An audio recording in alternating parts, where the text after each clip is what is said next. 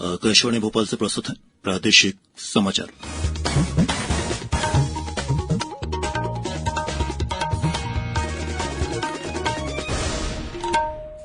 नमस्कार, समाचारों के साथ मैं प्रशांत सेंगर। पहले मुख्य समाचार। प्रदेश में चंबल प्रोग्रेस वे की तर्ज पर नर्मदा एक्सप्रेस वे भी बनाया जाएगा।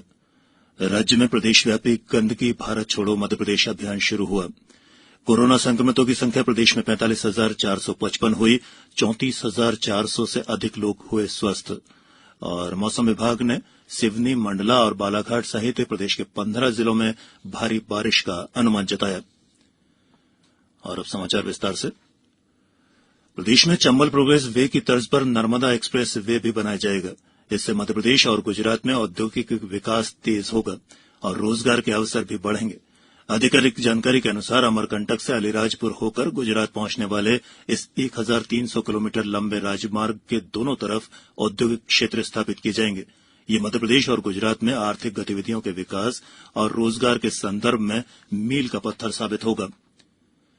प्रदेश के उत्तरी अंचल में विकसित होने वाले चंबल प्रोग्रेस वे का नाम अटल बिहारी वाजपेयी चंबल प्रोग्रेस वे होगा। इसके अलावा भोपाल में अटल जी की एक भव्य और दिव्य प्रतिमा भी स्थापित की जाएगी।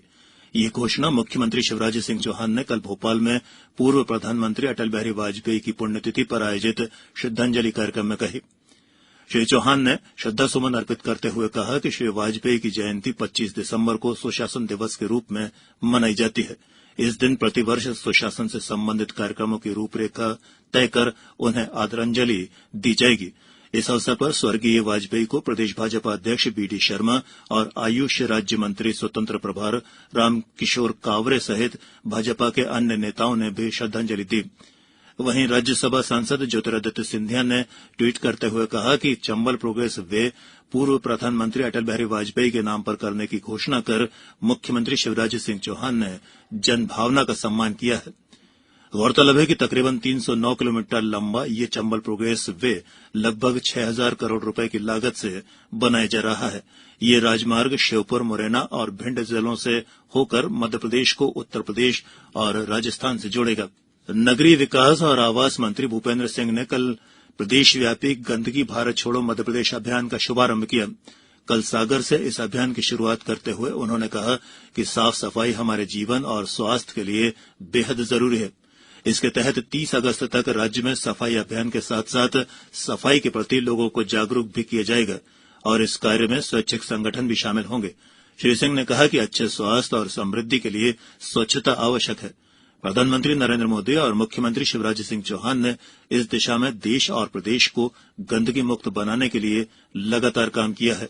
इसी का परिणाम है कि देश के सबसे स्वच्छ शहरों में प्रथम और द्वितीय स्थान रखने वाले इंदौर और भोपाल मध्यप्रदेश के प्रमुख शहर हैं। उधर इंदौर शहर में भी कल से गंदगी भारत छोड़ो मध्यप्रदेश अभियान शुरू किया गया है। नगर निगम आयुक्त प्रतिभा पाटिल ने आकाशवाणी को बताया कि ये अभियान 5 थीम पर आधारित गतिविधियों पर होगा। सुश्री पाल ने बताया कि पहली थीम स्वच्छता की शपथ और जागरूकता, दूसरी थीम नो प्लास्टिक, तीसरी थीम कोविड-19 की परिस्थिति में स्वच्छता, चौथी थीम कचरे का प्रारंभिक स्तर पर निपटान और 5वीं थीम सार्वजनिक स्थानों अथवा सार्वजनिक शौचालयों पर सफाई अभियान होगी। प्रधानमंत्री नरेंद्र मोदी इस महीने की 30 तारीख को आकाशवाणी से मन की बात कार्यक्रम में अपने विचार साझा करेंगे। ये इस मासिक रेडियो कार्यक्रम की 68वीं कड़ी होगी। श्री मोदी ने मन की बात कार्यक्रम के लिए लोगों से सुझाव और संदेश देने को कहा है। श्रोता फोन नंबर 1800-117800 पर फोन करके अपने संदेश रिकॉर्ड करा सकते हैं। नमो ऐप फोरम या माई जीओवी पर भी अपने सुझाव और संदेश भेज सकते हैं।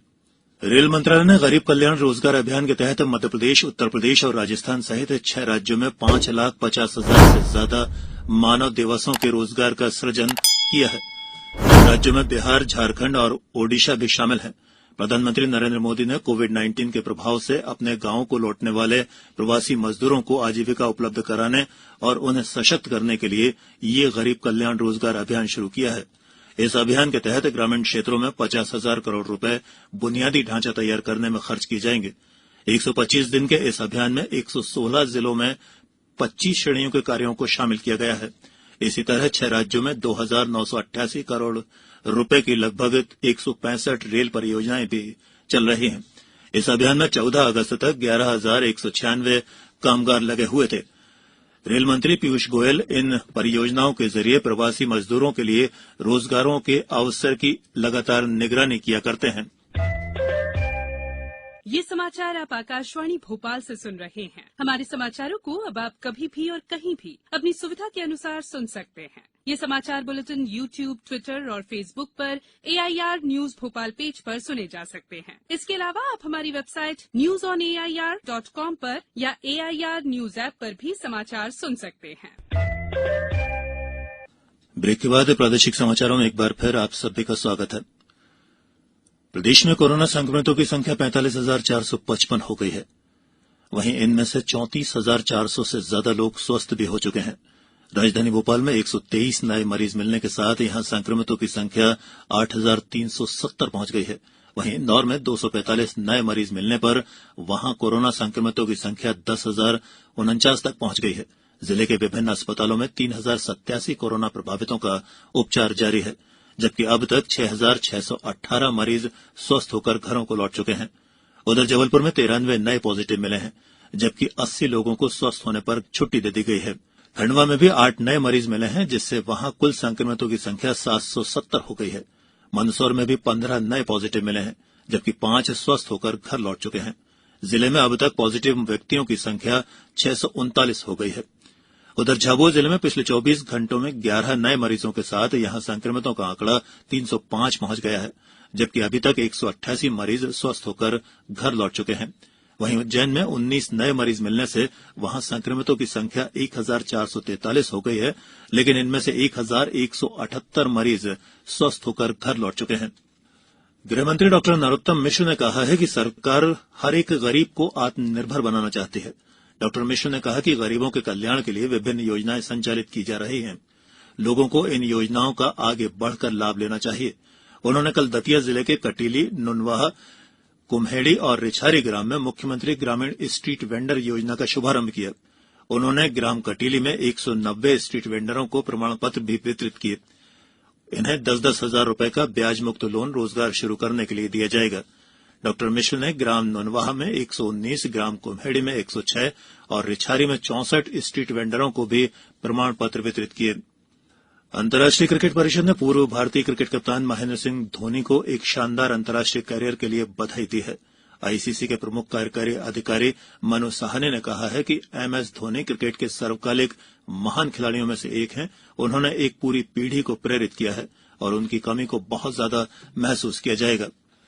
प्रदेश के कई हिस्सों में बारिश का दौर जारी है। राजधानी भोपाल सहित कई जिलों में रुक रुक कर बारिश हो रही है। मौसम विभाग ने आज सिवनी, मंडला, बालाघाट, अनूपपुर और डिंडोरी जिलों में भारी बारिश, जबकि दमोह, जबलपुर, छिंदवाड़ा, राजगढ़, गुना, हरदा, बैतूल, देवास, खंडवा और सीहोर में कहीं कहीं तेज बारिश और गरज चमक के साथ बारिश की संभावना जताई है। इंदौर जिले में कल देर रात बारिश होती रही। मौसम विभाग ने यहां अगले 2 दिनों तक तेज बारिश की संभावना जताई है। और अब इस बुलेटिन के कुछ समाचार संक्षिप्त में। मुख्यमंत्री शिवराज सिंह चौहान आज दोपहर 3 बजे से फेसबुक लाइव और NIC वेबकास्ट के माध्यम से पथ विक्रेताओं से चर्चा करेंगे। लघु और सूक्ष्म उद्योग मंत्री ओम प्रकाश सकलेचा ने कल इंदौर में पूर्व लोकसभा अध्यक्ष सुमित्रा महाजन से मुलाकात की। दमोह जिले के सूखी जनपद के एक सहायक शिक्षक को कर्तव्य में लापरवाही के चलते निलंबित कर दिया गया है। नीमच जिले में मिशन 10,000 प्रारंभ किया गया है। इसमें कक्षा 1 से 12वीं तक के स्कूलों का चयन किया जाएगा। और अंत में इस बुलेटिन के मुख्य समाचार एक बार फिर। प्रदेश में चंबल प्रोग्रेस वे की तर्ज पर नर्मदा एक्सप्रेस वे भी बनाया जाएगा। राज्य में प्रदेश व्यापी गंदगी भारत छोड़ो मध्यप्रदेश अभियान शुरू हुआ। कोरोना संक्रमितों की संख्या प्रदेश में 45,455 हुई। 34,400 से ज्यादा लोग स्वस्थ हुए। और मौसम विभाग ने सिवनी, मंडला और बालाघाट सहित प्रदेश के 15 जिलों में भारी बारिश का अनुमान जताया। इस बुलेटिन में इतना ही। घर में रहिए, सुरक्षित रहिए और सुनते रहिए आकाशवाणी। नमस्कार।